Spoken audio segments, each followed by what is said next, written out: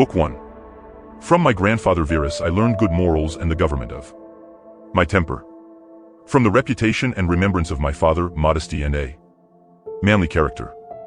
From my mother, piety and beneficence and abstinence, not only from evil deeds, but even from evil thoughts, and further, simplicity and my way of living far removed from the habits of the rich.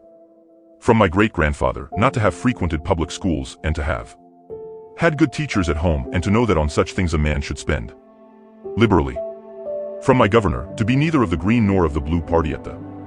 games in the circus, nor a partisan either of the Parmularius or the Scutarius at the gladiators' fights. From him too I learned endurance of labor, and to want little, and to work with my own hands, and not to meddle with other people's affairs, and not to be ready to listen to slander. From Diognetus, not to busy myself about trifling things, and not to give credit to what was said by miracle workers and jugglers about incantations and the driving away of demons and such things, and not to breed quails for fighting, nor to give myself up passionately to such things, and to endure freedom of speech, and to have become intimate with philosophy, and to have been a hearer, first of Bacchius, then of Tandisus and Marcianus, and to have written dialogues in my youth, and to have desired a plank bed and skin, and whatever else of the kind belongs to the Grecian discipline. From Rusticus I received the impression that my character required improvement and discipline, and from him I learned not to be led astray to sophistic emulation, nor to writing on speculative matters, nor to delivering little hortatory orations, nor to showing myself off as a man who practices much discipline, or does benevolent acts in order to make a display, and to abstain from rhetoric and poetry and fine writing, and not to walk about in the house in my outdoor dress, nor to do other things of the kind, and to write my letters with simplicity, like the letter which Rusticus wrote from Sinuessa to my mother, and with respect to those who have offended me by words or done me wrong, to be easily disposed to be pacified and reconciled as soon as they have shown a readiness to be reconciled, and to read carefully, and not to be satisfied with a superficial understanding of a book, nor hastily to give my assent to those who talk overmuch, and I am indebted to him for being acquainted with the discourses of Epictetus, which he communicated to me out of his own collection. From Apollonius I learned freedom of will and undeviating steadiness of purpose, and to look to nothing else, not even for a moment, except to reason, and to be always the same in sharp pains, on the occasion of the loss of a child, and in long illness, and to see clearly in a living example that the same man can be both most resolute and yielding, and not peevish in giving his instruction, and to have had before my eyes a man who clearly considered his experience and his skill in expounding philosophical principles as the smallest of his merits, and from him I learned how to receive from friends what are esteemed favors, without being either humbled by them or letting them pass unnoticed. From Sextus, a benevolent disposition and the example of a family governed in a fatherly manner, and the idea of living conformably to nature and gravity, without affectation, and to look carefully after the interests of friends, and to tolerate ignorant persons and those who form opinions without consideration. He had the power of readily accommodating himself to all, so that intercourse with him was more agreeable than any flattery, and at the same time he was most highly venerated by those who associated with him, and he had the faculty both of discovering and ordering in an intelligent and methodical way the principles necessary for life, and he never showed anger or any other passion, but was entirely free from passion, and also most affectionate, and he could express approbation without noisy display, and he possessed much knowledge without ostentation. From Alexander the grammarian, to refrain from fault-finding, and not in a reproachful way to chide those who uttered any barbarous or solecistic or strange-sounding expression, but dexterously to introduce the very expression which ought to have been used, and in the way of answer or giving confirmation, or joining in an inquiry about the thing itself, not about the word, or by some other fit suggestion. From Fronto I learned to observe what envy, and duplicity, and hypocrisy are in a tyrant, and that generally those among us who are called patricians are rather deficient in paternal affection. From Alexander the Platonic, not frequently nor without necessity to say to any one, or to write in a letter, that I have no leisure, nor continually to excuse the neglect of duties required by our relation to those with whom we live, by allergie une urgente occupation. From Catullus, not to be indifferent when a friend finds fault, even if he should find fault without reason, but to try to restore him to his usual disposition, and to be ready to speak well of teachers, as it is reported of Domitius and Athenodotus, and to love my children truly. From my brother Severus, to love my kin, and to love truth, and to love justice, and through him I learned to know Thracia, Helvidius, Cato, Dion, Brutus, and from him I received the idea of a polity in which there is the same law for all, a polity administered with regard to equal rights and equal freedom of speech, and the idea of a kingly government which respects most of all the freedom of the governed. I learned from him also consistency and undeviating steadiness in my regard for philosophy, and a disposition to do good and to give to others readily, and to cherish good hopes, and to believe that I am loved by my friends, and in him I observed no concealment of his opinions with respect to those whom he condemned, and that his friends had no need to conjecture what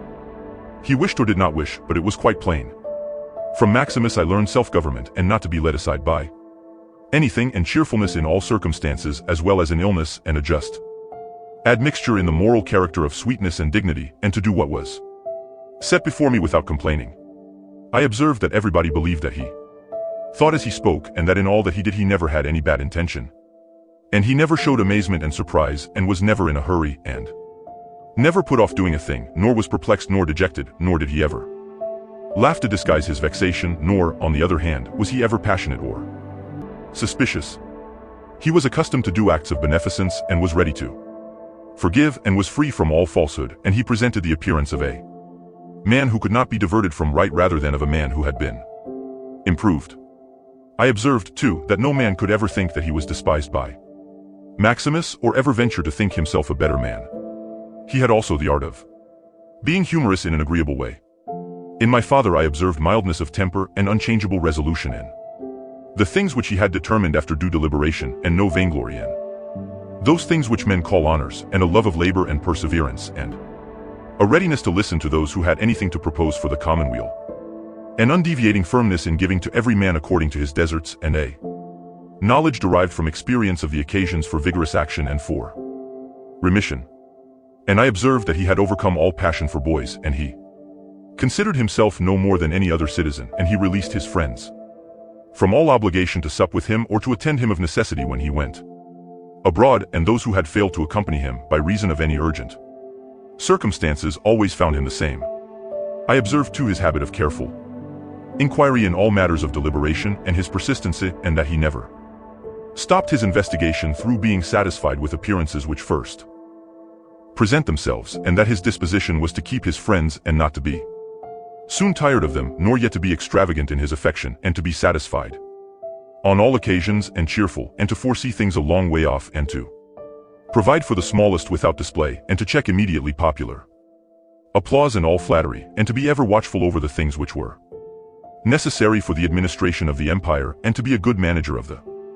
expenditure, and patiently to endure the blame which he got for such conduct. And he was neither superstitious with respect to the gods, nor did he court men by gifts or by trying to please them or by flattering the populace, but he showed sobriety in all things and firmness, and never any mean thoughts or action, nor love of novelty, and the things which conduce in any way to the commodity of life, and of which fortune gives an abundant supply, he used without arrogance, and without excusing himself, so that when he had them, he enjoyed them without affectation, and when he had them not, he did not want them. No one could ever say of him that he was either a sophist or a homebred flippant slave, or a pedant, but everyone acknowledged him to be a man ripe, perfect, above flattery, able to manage his own and other men's affairs. Besides this, he honored those who were true philosophers, and he did not reproach those who pretended to be philosophers, nor yet was he easily led by them. He was also easy in conversation, and he made himself agreeable without any offensive affectation. He took a reasonable care of his body's health, not as one who was greatly attached to life, nor out of regard to personal appearance, nor yet in a careless way, but so that, through his own attention, he very seldom stood in need of the physician's art or of medicine or external applications. He was most ready to give way without envy to those who possessed any particular faculty, such as that of eloquence or knowledge of the law or of morals or of anything else, and he gave them his help that each might enjoy reputation according to his deserts, and he always acted conformably to the institutions of his country without showing any affectation of doing so. Further, he was not fond of change nor unsteady, but he loved to stay in the same places and to employ himself about the same things, and after his paroxysms of headache he came immediately fresh and vigorous to his usual occupations. His secrets were not but very few and very rare, and these only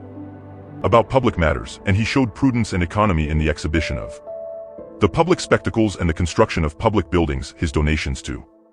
the people and in such things, for he was a man who looked to what ought to be done, not to the reputation which is got by a man's acts. He did not take the bath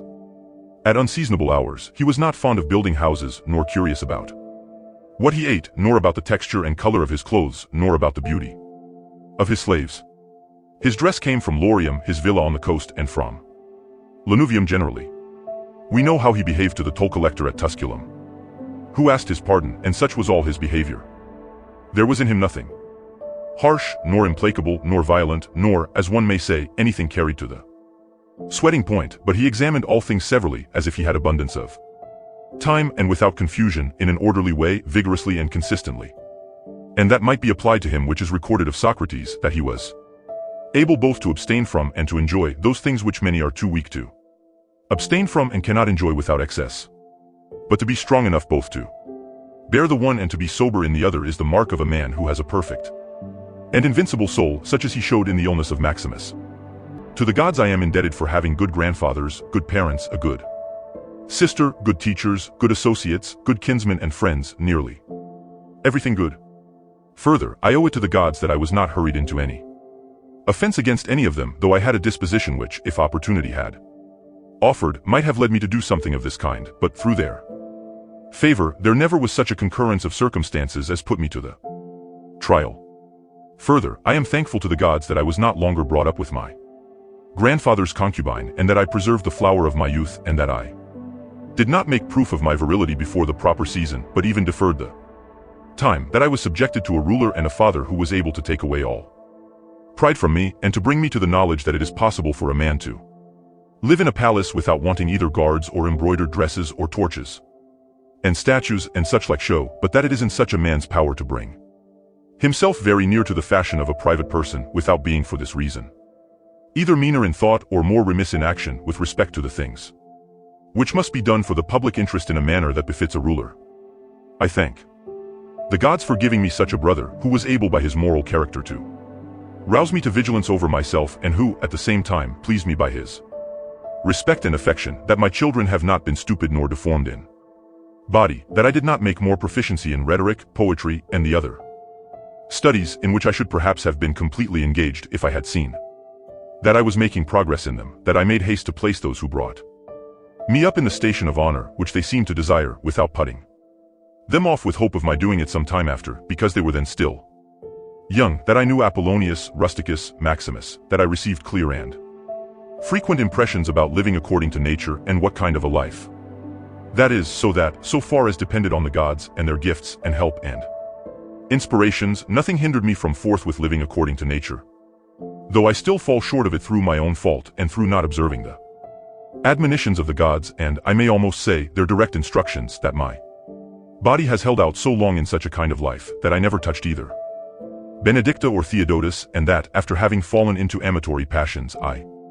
was cured, and, though I was often out of humor with Rusticus, I never did anything of which I had occasion to repent, that, though it was my mother's fate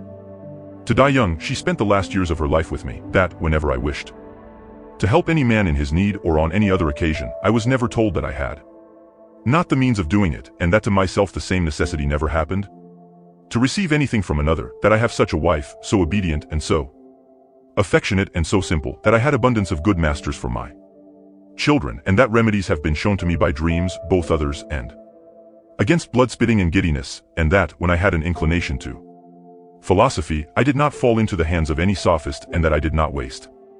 my time on writers of histories or in the resolution of syllogisms, or occupy myself about the investigation of appearances in the heavens, for all these things require the help of the gods and fortune. Among the Quadi at the Granua,